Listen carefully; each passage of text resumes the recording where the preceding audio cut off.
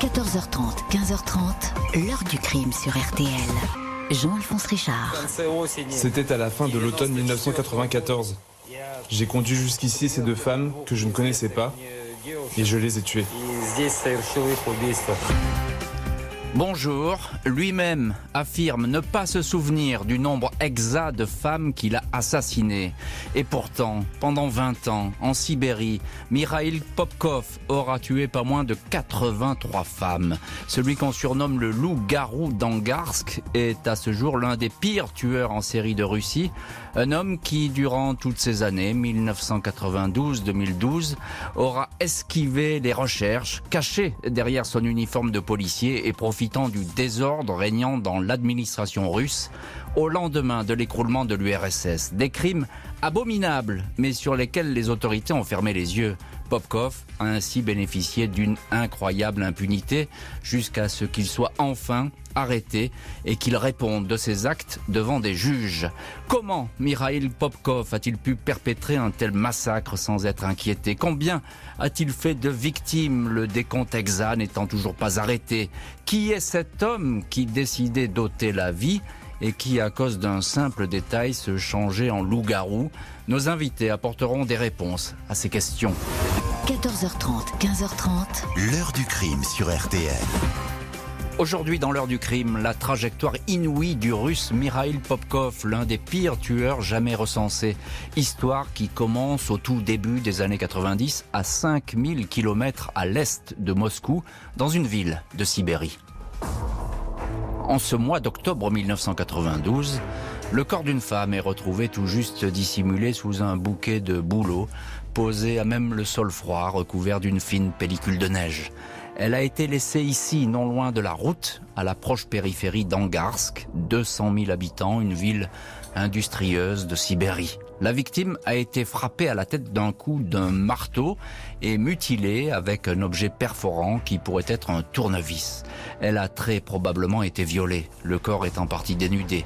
L'identification grâce aux papiers retrouvés sur place est assez rapide. C'est une jeune mère de famille qui serait prénommée Yelena. Elle a disparu la veille après avoir fait la fête et beaucoup bu avec des amis. Yelena a ensuite décidé de rentrer à pied chez elle, environ 3 km. Pas d'indice, pas de témoins. L'enquête ne va pas plus loin. La police locale ne prenne aucune attention à cet homicide, comme elle ne va absolument pas se soucier des autres dépouilles de femmes que l'on commence à découvrir autour d'Angarsk, le long des rives de la rivière Angara et dans des bois isolés. Ou encore ces cadavres déposés tout au long de la voie rapide M53, la route qui relie la ville à Irkoutsk, la préfecture. Toujours le même mode opératoire, des victimes massacrées, parfois retrouvées à 200 mètres l'une de l'autre. La plus jeune des victimes, 14 ans, a été abandonnée sur un chantier. Vera Rybakova, 16 ans, a elle été tuée dans un cimetière. Elena Dorogova, la vingtaine, allait à la gare pour retrouver sa mère. Son corps a été jeté dans une tranchée.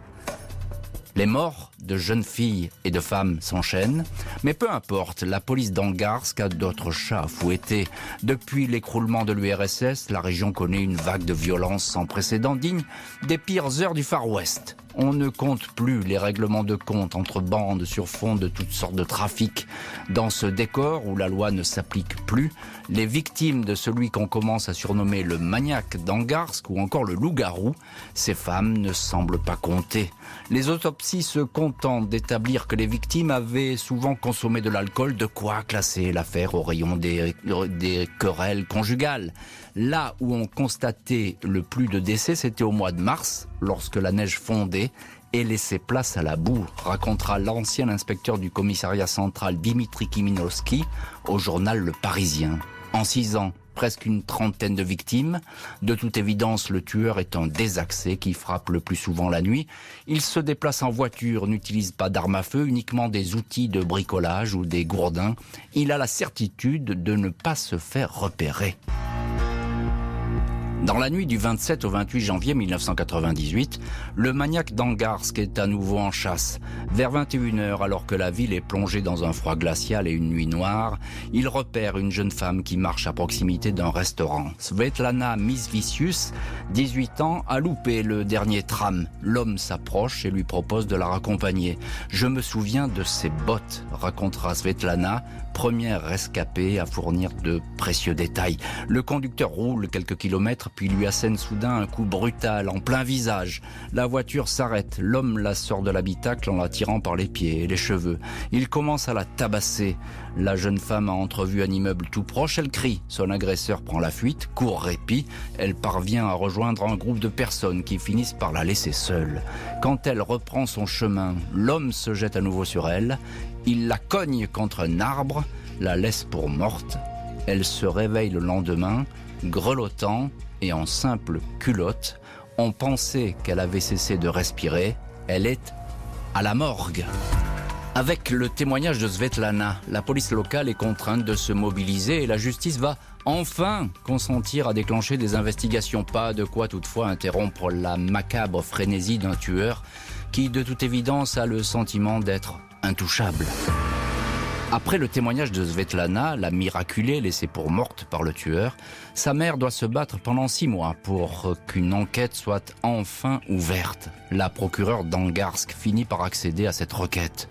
La victime, qui souffre d'amnésie partielle en raison de l'avalanche de coups reçus sur son crâne, est plusieurs fois entendue sous hypnose.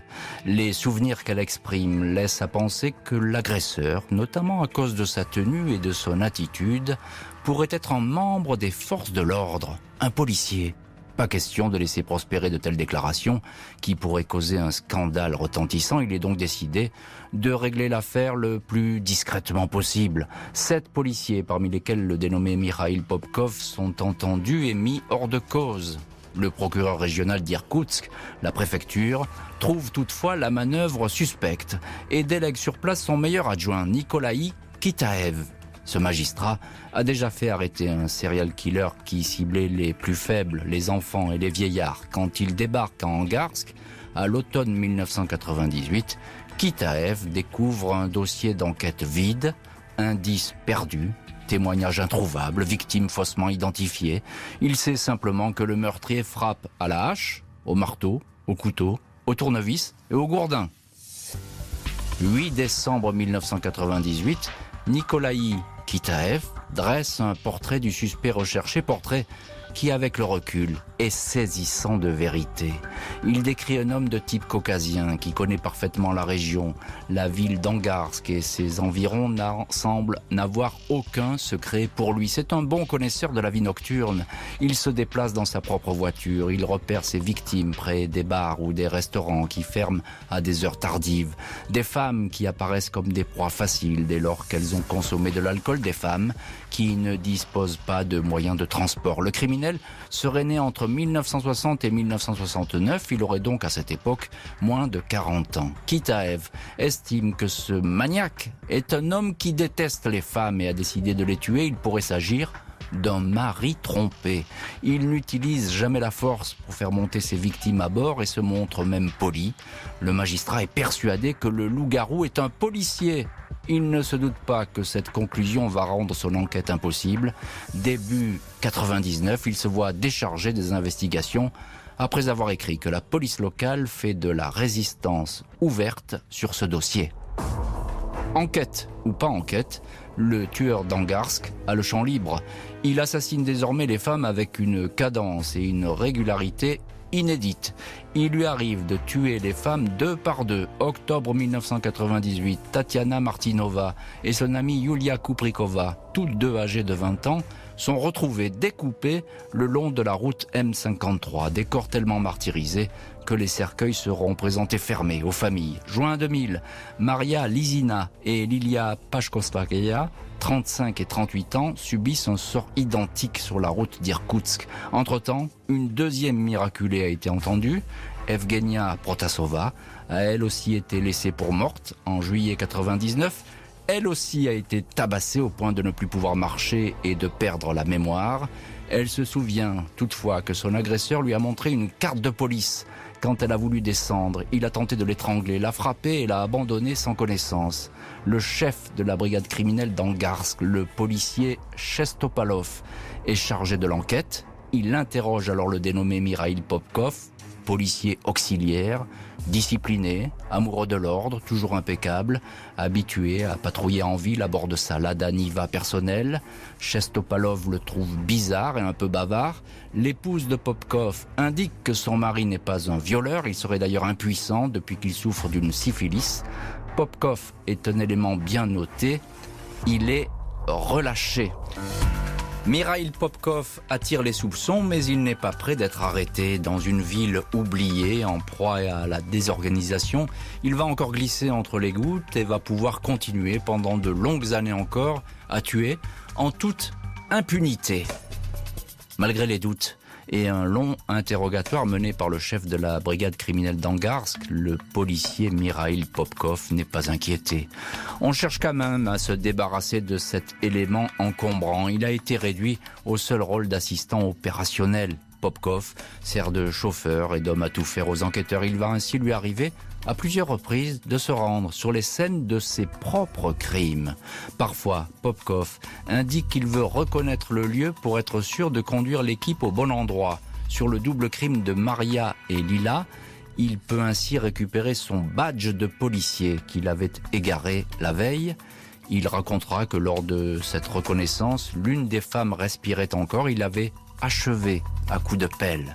En 2002, Mikhail Popkov est mis à la porte de la police pour avoir frappé sans raison à coups de crosse un homme ivre en pleine rue.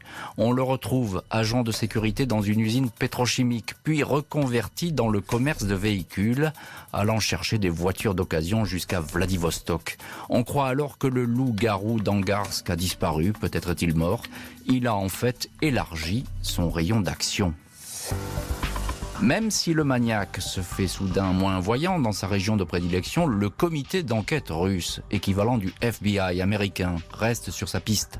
Jusque-là, la police fédérale, faute de moyens et de coopération avec les autorités locales, a raté le tueur. Mais dès 2010, les choses changent. Au fil des semaines, la liste impressionnante des suspects potentiels, 30 000 individus, est passée à 600 suspects. Les enquêteurs vont pouvoir lancer une campagne de tests ADN, tests jusque-là trop onéreux. La liste suit l'ordre alphabétique. Au mois de mars 2012, c'est au tour de la lettre P. Popkov est convoqué au commissariat d'Irkoutsk pour un prélèvement de salive. Il paraît sur ses gardes.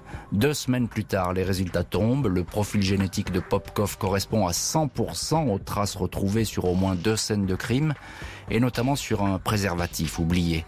Une erreur technique, dira l'intéressé. L'ancien policier est interpellé à sa descente de train à Vladivostok. « Si j'avais eu l'argent, je serais allé me planquer en Australie », lance-t-il alors aux enquêteurs. Le 29 juin 2012 à 15h, le loup-garou est sous les verrous. Mikhail Popkov ne va pas échapper à un procès. Il avoue d'emblée 22 meurtres, mais il est toutefois très loin d'en avoir fini avec des enquêteurs qui vont ouvrir une sinistre comptabilité, une addition vertigineuse de crimes. Dans les semaines qui suivent son arrestation, Mikhail Popkov a avoué 22 meurtres, des crimes confirmés par les enquêteurs grâce à une trace ADN ou encore grâce aux empreintes de pneus retrouvées sur les lieux du massacre, celle d'une Lada Niva de 1986 que Popkov a achetée en 1994. 2 femmes rescapées mais aussi des témoins se souviennent de cette fameuse voiture. Au tribunal d'Irkoutsk, le seul dossier de ces 22 meurtres représente à lui tout seul une montagne de paperasse, pas moins de 205 tomes. Dans ses déclarations, Popkov laisse entendre qu'il voulait purifier le paysage en tuant des dépravés et des prostituées. À l'exception d'un homme, un collègue policier avec qui il s'était disputé, toutes les victimes sont des femmes. Il y a même dans le lot la maîtresse d'école de sa fille. 10 viols sont établis. Premier procès en 2015, le tueur en série est condamné à la perpétuité. Il échappe à la peine de mort qui a été abolie. Popkov continue d'être interrogé. Il avoue 59 autres meurtres. Deuxième procès donc au printemps 2018. Une nouvelle fois à huis clos dans une salle minuscule du tribunal d'Irkoutsk. Malgré les complications administratives et les distances, quelques rares familles de victimes ont fait le déplacement pour un face-à-face avec le loup-garou. Cet homme, c'est le diable. J'ai croisé son regard, il souriait. Heureux de nous voir souffrir, dit aux Parisiens une parente de victime. Popkov reconnaît volontiers qu'il a participé aux investigations sur certains de ces crimes. Les enquêteurs estiment qu'il a sans doute pris un certain plaisir à se retrouver sur les lieux de ses forfaits. À l'audience, Popkov apparaît, selon les témoins, très calme, très souriant, très sûr de lui, comme satisfait d'apparaître comme une personnalité importante. Les expertises psychiatriques le considèrent comme sain d'esprit, mais un homme qui éprouve un besoin pathologique de tuer, une obsession meurtrière et sadique. La peine prononcée est à nouveau, et sans surprise, la perpétuité. Double peine de prison à vie pour Mikhail Popkov, un cas judiciaire rarissime en Russie. Le tueur va continuer à reconnaître des meurtres, comme si cette liste macabre était sans fin. Un policier le soupçonnera d'avoir tué jusqu'à 200 personnes, estimation jamais étayée. Mikhail Popkov, 57 ans, est détenu au pénitencier de Torbeïevski Central, une prison qui fait aussi office de camp de travail forcé en Mordovie, une région au centre de la Russie. Le tueur en série est employé sur une chaîne qui fabrique des masques sanitaires contre le coronavirus. Il supporte mal les conditions très dures de sa détention. Les autorités le soupçonnent d'être ainsi prêt à toutes les confessions, même les plus fantasques, pour pouvoir être extrait de sa cellule et retourner sous bonne escorte en Sibérie sur les lieux de ses crimes. Sa 82e victime avérée était Natalia Zvereva, violée et tuée dans une forêt. Je l'ai cognée sur le haut du crâne. Elle est tombée et n'a plus bougé. J'ai jeté son corps dans la rivière. Au mois de juin 2021, Popkov a livré également les circonstances de la mort d'une 83e victime anonyme, un crime vérifié et établi. Mikhail Popkov, jusqu'ici hermétique à une entreprise de repentance, commencerait à formuler quelques regrets. « J'aimerais bien ne pas avoir fait tout ça », dit-il. Quand on lui demande combien de femmes il a tuées, il répond « Je n'ai pas compté le nombre de mes victimes ». Au palmarès des pires tueurs en série russes, Popkov bat le sinistre record d'Andrei Chikatilo, surnommé le boucher de Rostov, 53 meurtres, ou encore celui d'Alexander Pichouskine, baptisé le tueur de l'échiquier, 49 meurtres. La justice russe n'a aucune idée de la date à laquelle le décompte des victimes du loup-garou d'Angarsk sera arrêté. L'heure du crime, présenté par Jean-Alphonse Richard sur RTL.